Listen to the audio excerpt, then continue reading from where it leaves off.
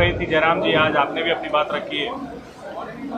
जी अगर शिक्षा पे बात करें तो लगभग वित्तीय वर्ष का जो कुल बजट है उसका 12% से ज़्यादा शिक्षा के बजट पे खर्च का प्रावधान है। लगभग 15,000 करोड़ और 2,000 करोड़ यानी 17,000 करोड़ का प्रावधान है। तो मैंने पहला सवाल यही किया कि बजट 17,000 करोड़ में आए या 17 लाख करोड़ में आए, क्या हमारे माननीय इतने सामर्थ्य रखते हैं कि अपने बच्चों को उन सरकारी विद्यालय भेज सके?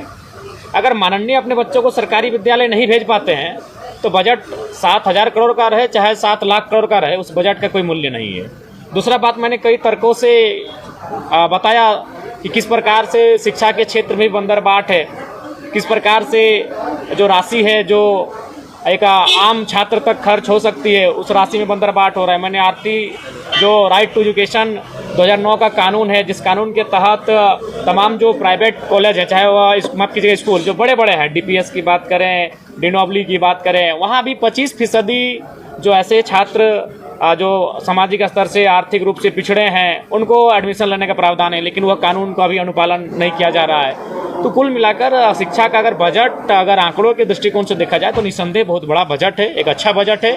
लेकिन बात वही आती है कि बजट का होना और बजट का खर्च किया जाना और उसकी उपयोगिता और उसकी सार्थकता होना, इसमें अंतर पाया जा रहा है। अच्छा जयराम जी, आपराधिक घटनाएं बढ़ रही है, जिस तरीके से डीजीपी ने जो कारण बताया है कि तमाम चीजें जो है वो जेल से ऑपरेट होती है, आप इसको किस रूप में ले रहे हैं, क्या आप सहमत हैं? देखिए, अगर डीजीपी महोदय को इस बात की जानकारी है तो बड़ा दुर्भाग्य है। जेल तो आपके अंदर है, चलिए जेल से बाहर से होती तो लोग बोलते कि भाई बाहर झारखंड में जंगल है, झारखंड में पहाड़ है, कहीं छुपा होगा। अगर जेल के अंदर से घटनाएं मॉनिटरिंग हो रही है तो कहीं ना कहीं जो प्रशासन है, पुलिस है, उनके होने पर प्रश्न चिन्ह खड़ा होता है। ये तो खुद वो ऐसा बयान दिए हैं कि जो अनुचित है।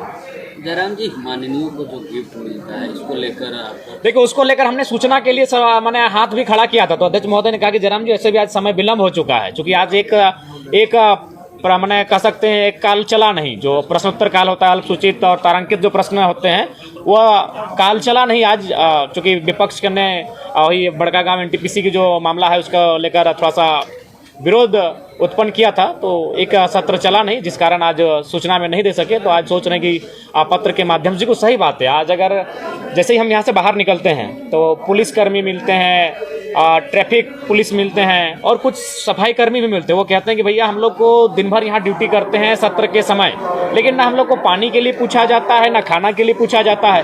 तो अगर हम बजट के बाद जो माननीयों को उपहार मिल रहा है, जैसे मैं अपना बता दे रहा हूँ, 18,000 रुपये को जो खाना बनाने वाला जो भी है हम नहीं जानते हैं, 3 वो अटैची मिला है, अटैची किसको क्या बोलते हैं, ट्रॉली बैग, हाँ ट्रॉली बैग, तीनों का दाम है 30,000। ओवन पर हमको नहीं मालूम भाई, हम लोग माड़ भात डेगची हांडी में बनाने वाले लोग हैं। तो 18,000 30,000, ये तो गिना गिनी हो गया 50,000।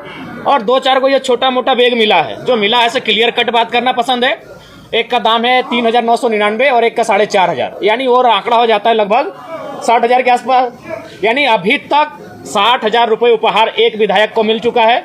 सदन हमें लगता है कि और 7-8 दिन चलेगी, यानी फिर अनुमान लगा लीजिए, यानी 1 लाख तक एक विधायक को गिफ्ट मिलने वाला है, 1 लाख तक। तो मान के चलिए मंत्री लोग तो लेंगे नहीं, अध्यक्ष भी नहीं लेंगे, यानी 13 माइनस करते हैं तो 68, उसको 70 करते हैं, यानी लगभग 70 अगर विधायकों को मानते हैं 1 लाख, तो 70 लाख रुपए खर्च हो रहा है सिर्फ बेकार में। अगर उस पैसे को अगर हमको यूज ही करना है और आपके पास सही में पैसा है, तो हमें लगता है कि 2,000 सुरक्षाकर्मी, ट्रैफिक सब मिला के तैनात है विधानसभा में।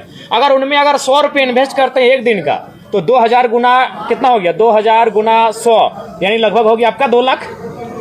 तो हमें लगता है कि बहुत कम राशि में, बहुत ही कम राशि में जो जिस पैसे से माननीय गिफ्ट लेके जा रहे हैं, उससे थोड़ा कम राशि में ही जो यहाँ पर सिपाही दिन भर खड़े खड़े ड्यूटी कर रहे हैं सत्र के दौरान, उनके लिए भोजन और पानी की व्यवस्था बहुत कम राशि में हो सकती है। तो हमें लगता है कि एक आदर्श राजनीति का उदाहरण प्रस्तुत करना चाहिए इस बार की सष्टम विधानसभा को। अच्छा जयराम जी, छात्रों के हित की बात करते हैं। जेपीएससी के अभ्यर्थी आंदोलन कर रहे हैं और अल्टीमेटम भी दिए, क्योंकि रिजल्ट जो है वो प्रकाशित नहीं हो रहा है। उनका कहना है एक बार फिर से उग्र आंदोलन जो है वो राज्य में देखने को। साथ ही उसी में एक और सवाल रहेगा कि जेपीएससी के जो चेयरमैन है वो 15 दिन की छुट्टी पे जा रहे हैं, उसका भी विरोध आंदोलन कर दे वो लोग। देखिए, हमें लगता है कि जिस समय जेपीएससी का मामला गर्म है, काफ़ी गंभीर है, और ऐसी परिस्थिति में 15 दिन की छुट्टी का औचित्य नहीं बनता है।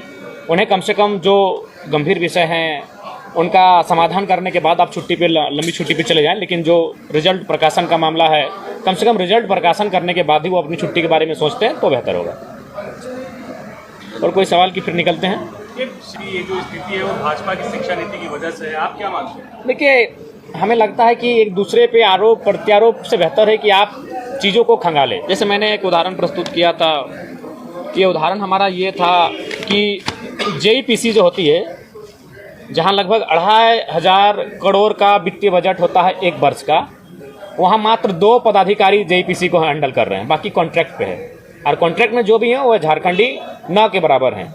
वहीं और 2 इकाई उनके समकक्ष अगर बात करें तो प्राथमिक और माध्यमिक निदेशालय, जिसमें लगभग 25 अफसर हैं, यानी 50 अफसर मिलकर काम कर रहे हैं 2 विभाग में, और जेईपीसी में मात्र 2 अफसर हैं, जबकि इसको 2500 का बजट मिल रहा है और इन 2 विभागों मिला के लगभग 100 करोड़ का मात्र बजट मिल रहा है। यानी जहां पैसा है वहां कॉन्ट्रैक्ट में जा चुका है, यानी निजी क्षेत्रों में आप उसको तब्दील कर चुके हैं, इसलिए कि उन पैसों का बंदर बांट हो सके। ये बहुत ही बड़ा मतलब गंभीर विषय इस राज्य का, लेकिन चूंकि राज्य के लोग उतनी दूर तक सोचते नहीं है, उतने दूर तक देखते नहीं है, इसीलिए हर किसी छुपा है कि जेईपीसी में जहां 2500 करोड़ का बजट वित्तीय बजट होता है, वहां 2 अधिकारी जेईपीसी को संभाल रहे हैं, बाकी उनके नीचे जितने भी पद हैं, कार्य करने वाले हैं, सब कॉन्ट्रैक्ट पे आधारित है और झारखंडी नहीं के बराबर है। वहीं अगर आप प्राइमरी और सेकेंडरी की बात करें तो वहां 50 ऑफिसर हैं, जहां वित्तीय बजट मात्र 100 करोड़ का होता है। 100 करोड़ 2500 करोड़, जहां 2500 करोड़ है वहां 2 ऑफिसर हैं, और जहां मात्र 100 करोड़ है वहां 50 ऑफिसर हैं। ये तो हमारे राज्य की कड़वी सच्चाई है। धन्यवाद।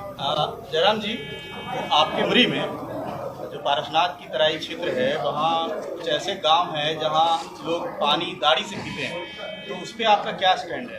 देखिए, अभी जाहिर सी बात है, जब बजट आएगा तो मान के चलिए हमारे पंचायत में, हमारे विधानसभा में 70 पंचायत है, तो उस पंचायत को देखेंगे। हर पंचायत को 5 करोड़ का एक विधायक का सालाना बजट होता है खर्च करने के लिए, तो उसके अनुरूप उस पंचायत में जो सबसे प्राथमिक हमें दिखेगा, हमने जो अपने पंचायत के प्रतिनिधि हैं उनसे कह दिया है कि भाई पूरे 70 पंचायत में ये जो 5 करोड़ का राशि विधायक मद से खर्च होगा उसे आप डिवाइड कर लेंगे, और जो इंपॉर्टेंट लगे, अगर सड़क इंपॉर्टेंट लगे तो सड़क की अनुशंसा होगी, अगर पानी इंपॉर्टेंट लगे तो पानी के लिए अनुशंसा होगी, अगर बिजली का तार इंपॉर्टेंट लगे तो उसके लिए मैंने उस राशि को जहाँ उदाहरण दे रही है, उस राशि को जहाँ खर्च कर सकते हैं। गर्मी का दिन पकड़ रहा है। देखिए, एक बात आप क्लियर, एक बात सुनिए, अभी हम नए विधायक बने हैं, अगर हम अनुशंसा भी करेंगे तो कल ही कुआं नहीं कोड़ा जाएगा। तो अगर इसके लिए आपको किसी को घेरना है तो जो पहले तो उनको आप उनसे बात कर सकते हैं।